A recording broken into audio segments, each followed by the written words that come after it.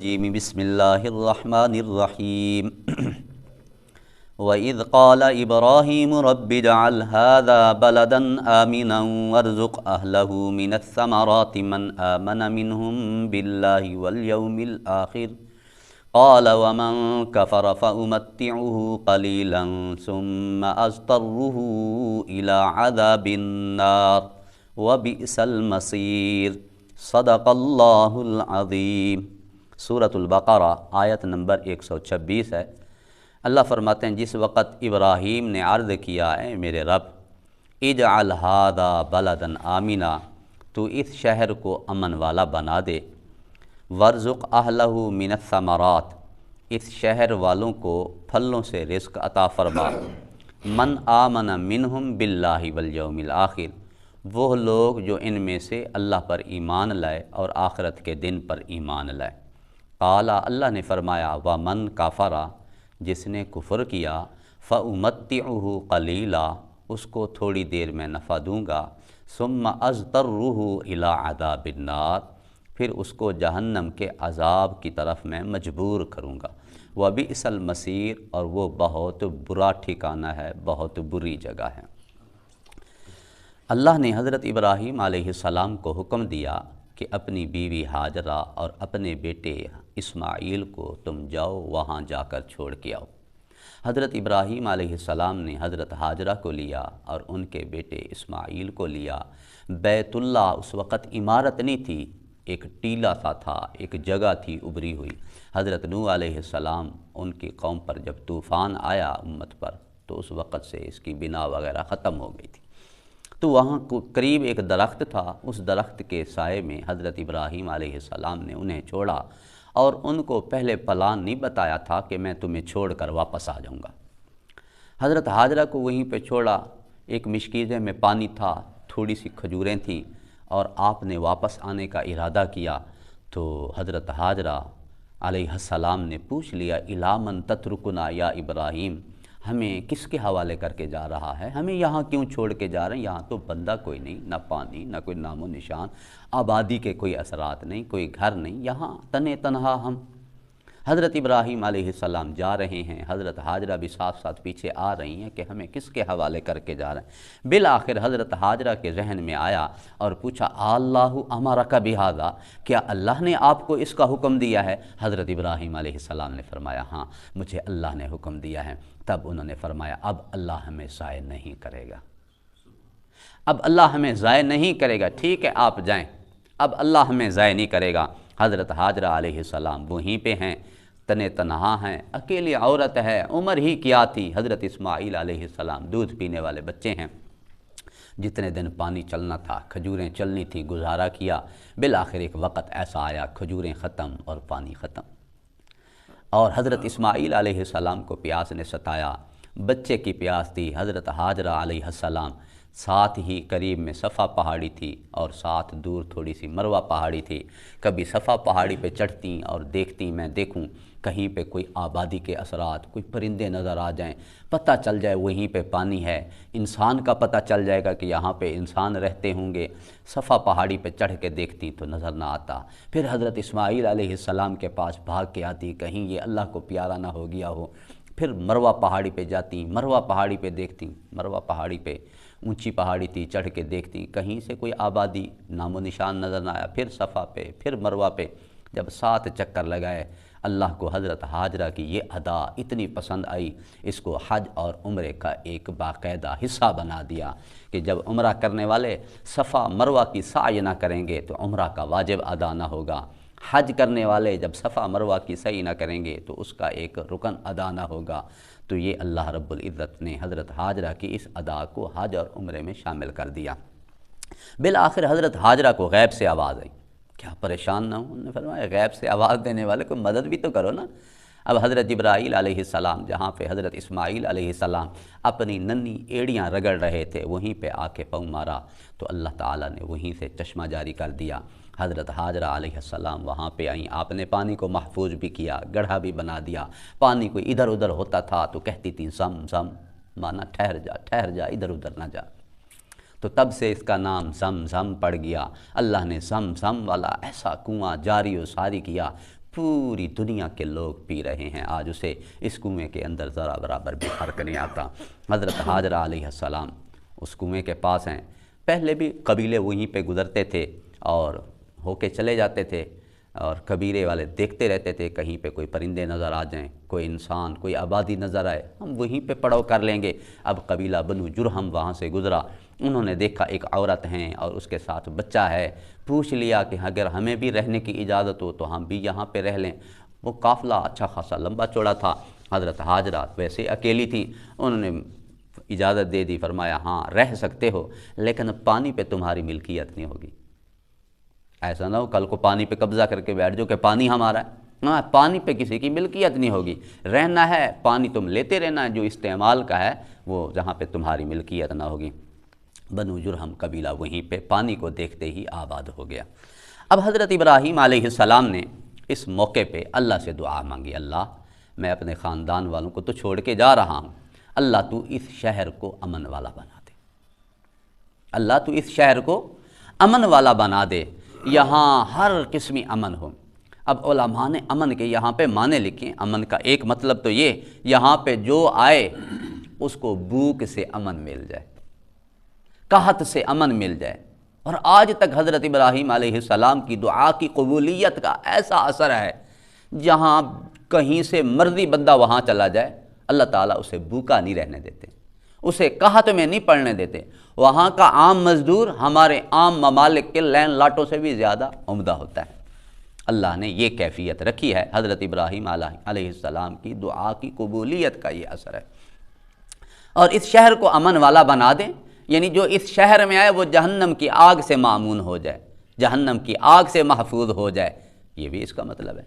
اور اس شہر کو امن والا بنا دے، یعنی یہاں لوگ قتل و قتال، خون خرابے سے باز رہیں، لوگ اس کی حرمت کا خیال رکھیں۔ یہ تینوں معنی ہیں، قتل سے، خون خرابے سے، لڑائی جھگڑے سے، فتن و فساد سے باز رہیں، بھوک اور قحط سے مامون میں سے حفاظت میں رہیں، یہ تینوں معنی امن کے ہیں۔ تو حضرت ابراہیم علیہ السلام نے یہ دعا مانگی، اور پھر ساتھ ساتھ دعا مانگی وَارْزُقْ أَهْلَهُ مِنَ الثَّمَرَاتِ، اللہ اس کے رہنے والوں کو پھلوں سے رزق عطا فرما، پھلوں سے رزق عطا فرما۔ حضرت ابراہیم علیہ السلام کی دعا کی قبولیت کا یہ اثر پوری دنیا میں، جہاں کی قبولیت کا یہ اثر ہے، وہاں جب بھی چلے جاؤ جو مرضی پھل لینا چاہو اللہ کے حکم سے وہ پھل وہیں پہ دستیاب ہے، اور عمدہ طریقوں میں، عمدہ شکل میں، سب سے احسن طریقے سے وہیں پہ پھل ملتا ہے، اور بڑے عجیب و غریب پھل۔ تو اللہ نے ان کی دعا کو قبول فرمایا۔ آگے حضرت ابراہیم علیہ السلام نے فرمایا اللہ پھل ان کو عطا فرما من آمن منہم باللہ، جو ان میں سے اللہ پر ایمان لائے، ان کو دینا۔ ٹھیک ہے رہنے والے تو یہاں شاید کئی ہو سکتے ہیں، ہو سکتا ہے کافر بھی یہاں پہ رہیں، لیکن اللہ جو ان میں سے اللہ پر ایمان لائے نا، آخرت کے دن پر ایمان لائے، اللہ تو ان کو پھلوں سے رزق عطا فرما۔ اب حضرت ابراہیم علیہ السلام نے یہ بات کیوں کی تھی؟ اس لیے کہ پہلے حضرت ابراہیم علیہ السلام دعا کر چکے تھے، جب اللہ نے فرمایا نا ابراہیم انی جاعلک للناس اماما، میں تجھے لوگوں کا امام بنا رہا ہوں، تو پیشوا ہوگا، تو رہبر ہوگا، تو مقتدا ہوگا۔ حضرت ابراہیم علیہ السلام نے فوراً عرض کیا اللہ ومن ذریتی، میری اولاد میں سے بھی لوگوں کو تو بنا، امام بنا، پیشوا بنا، رہبر بنا۔ اللہ نے فرمایا لا ینال عہد الظالمین، ٹھیک ہے میں تیری اولاد میں سے بناؤں گا، لیکن ظالموں کو یہ میرا وعدہ نہیں ہے، ظالموں کے لیے، ظالموں کو میں نہیں بناؤں گا۔ اس لیے حضرت ابراہیم علیہ السلام گھبرائے، کہیں اللہ یہ نہ کہہ دے جو تیری اولاد میں سے کافر ہیں ان کو میں رزق نہ دوں گا۔ اس لیے حضرت ابراہیم نے پہلے ہی کہہ دیا اللہ تو رزق ان کو عطا فرما جو تجھ پر ایمان لائیں اور آخرت کے دن پر ایمان لائیں۔ اللہ نے فرمایا یہ رزق کا معاملہ ہے۔ اللہ نے فرمایا وَمَنْ كَفَرَ، جو کافر بھی ہوگا نا فَأُمَتِّعُهُ قَلِيلًا، میں اسے ایک مدت تک نفع دوں گا۔ رزق کی بات ہے نا، حدیث میں آتا ہے نا یہ پوری دنیا اللہ کے نزدیک ایک مچھر کے پر کے برابر بھی وقت نہیں رکھتی۔ اگر اتنی وقت بھی ہوتی اللہ کے ہاں، اللہ کہتے میں ایک گھونٹ پانی کا نہ دیتا۔ یہ کسی کو دنیا مل جانا، دنیا کے عہدے مل جانا، دنیا کے مکانات، کوٹھیاں، زمینیں مل جانا، یہ اللہ کے راضی ہونے کی دلیل نہیں ہوتی کہ اللہ راضی ہو گیا اس پر۔ آج ہم یہی سمجھتے ہیں کہ جس بچے کو دنیا مل جائے، جس بندے کو دنیا مل جائے، ابا کہتا ہے جی ساڈے تے اللہ راضی ہے، قوم والے کہتے ہیں جی ساڈے تے اللہ راضی، یہ اللہ کے راضی ہونے کی دلیل نہیں ہے۔ اور کوئی بندہ بھوک سے مر رہا ہے، پیاسا مر رہا ہے، مجبور ہے، قحط اور فاقے اس پہ پڑ رہے ہیں، یہ اللہ کے ناراض ہونے کی دلیل نہیں ہوتی کہ اللہ ناراض ہو چکا ہے اس پر، نہیں، یہ اللہ کی اپنی عطا ہے، جس کو چاہے جتنا دے، جس کو چاہے زیادہ دے، جس کو چاہے کم دے۔ ما یفتح اللہ للناس من رحمت فلا ممسک لہا، اللہ کہتے ہیں جس پر میں رحمت کے دروازے کھول دوں روک کوئی نہیں سکتا، اور جس کے لیے میں روک لوں پھر کھول کوئی نہیں سکتا۔ یہ میرے اللہ کی دین ہے، جس کو جتنا چاہتے ہیں عطا فرماتے ہیں۔ لیکن ایک بات ہے، اگر رزق ملے اور رزق ملنے کی وجہ سے گردن میں سریا پڑ جائے، یہ سمجھ لیں یہ وہ رزق ملا ہے جو اللہ نے قارون کو دیا تھا، اور اگر رزق ملے عاجزی زیادہ آ جائے، اللہ کی فرما برداری اطاعت زیادہ آ جائے، پھر سمجھ لے یہ اللہ نے وہ مال دیا ہے جو اللہ نے حضرت سلیمان علیہ السلام کو دیا، حضرت داؤد علیہ السلام کو دیا، جو اللہ نے حضرت عثمان غنی کو دیا، جو اللہ نے حضرت عبد الرحمن ابن عوف کو دیا، یہ وہ مال ہے۔ تو حضرت ابراہیم علیہ السلام اللہ سے عرض کر رہے ہیں، اللہ ان کو رزق دے جو تجھ پہ ایمان لائیں، آخرت کے دن پر ایمان لائیں۔ وہ پیچھے ڈرے ہوئے تھے کہ اللہ نے فوراً کہہ دیا تھا نا، ظالموں کو میں یہ امام نہیں بناؤں گا، شاید اللہ اس بارے میں بھی قبول نہ کریں کہ جو کافر ہیں میں ان کو رزق نہیں دوں گا۔ اللہ نے فرمایا نہیں، جو کافر ہیں میں ان کو بھی دوں گا، رزق ان کو دوں گا، لیکن فَأُمَتِّعُهُ قَلِيلًا، بس تھوڑی دیر، تھوڑی مقدار، تھوڑے دن بس نفع دوں گا، یعنی دنیا میں، مرنے کے بعد ان کے لیے کوئی حصہ نہیں۔ اور یہ صاحب ذرا جتنی بڑی عمر بندہ گزار لے، حضرت نوح علیہ السلام کے بارے میں حضرت عبداللہ ابن عباس فرماتے ہیں ان کی 1400 سال عمر تھی۔ جب ان کا آخری وقت آیا نا، ان سے کسی نے پوچھا حضرت اپنی اس پوری زندگی کو کیسا پایا؟ کہنے لگے بس ایسے لگتا ہے جیسے ایک مکان تھا، 2 دروازے تھے، ایک سے داخل ہوا دوسرے سے نکل رہا۔ 1400 سال زندگی گزارنے والی ہستی وہ یہ کہہ رہی ہیں کہ ایک مکان تھا، 2 دروازے سے، ایک سے داخل ہوا دوسرے سے نکل رہا ہوں۔ ہماری اور آپ کی زندگی تو بس ایک خواب ہے۔ اور یقین مانیں جو 60-70 سال بزرگ گزار کے بیٹھیں، آپ کبھی اپنا اندازہ لگائیں اور اپنی سٹوری سنیں بچپن سے، 1 گھنٹے میں ختم ہو جائے گی، خواب ہے۔ اور سالہ سال ہم کسی جگہ گزار کے آتے ہیں اور ایسے خواب سا لگتا ہے، ہاں وہاں وہاڑی بھی رہے تھے، نور شاہ بھی رہے تھے، 94 میں چھوڑ کے آؤں، 11 سال کی بات ہے، 11 سال لگا، ایسے لگتا ہے بس گئے تھے اور آ گئے۔ ایسے ہی جب زندگی ختم ہو جائے گی، جائیں گے نا، بس ایسے ہی لگے گا بس تھوڑا سا معمولی سا عرصہ تھا۔ تو اللہ نے یہی فرمایا، میں فَأُمَتِّعُهُ قَلِيلًا، ان کو میں تھوڑی دیر کے لیے نفع دوں گا، بس یہ قلیل سی مقدار ہے۔ ثُمَّ أَضْطَرُّهُ إِلَىٰ عَذَابِ النَّارِ، جو کافر ہوں گے اللہ کہتے ہیں پھر میں ان کو جہنم کے عذاب کی جانب مجبور کر دوں گا۔ کافروں کی جرت نہیں ہے کہ جہنم میں نہ جائیں، ان کی جرت ہے، اللہ کہتے ہیں پھر مجبور ہوں گے جہنم کے عذاب کی جانب۔ اور جہنم کا عذاب کیسا ہے؟ وَبِئْسَ الْمَصِيرُ، کوئی اچھا ٹھکانہ؟ اللہ کہتے ہیں بہت برا ٹھکانہ ہے، بہت برا ٹھکانہ ہے۔ اللہ ہم سب کی حفاظت فرمائے۔ یہی اللہ نے قرآن میں دوسری جگہ بتایا، وَأُدْخِلَ الْجَنَّةَ فَقَدْ فَازَ، جو جنت میں داخل ہو گیا کامیاب ہو گیا۔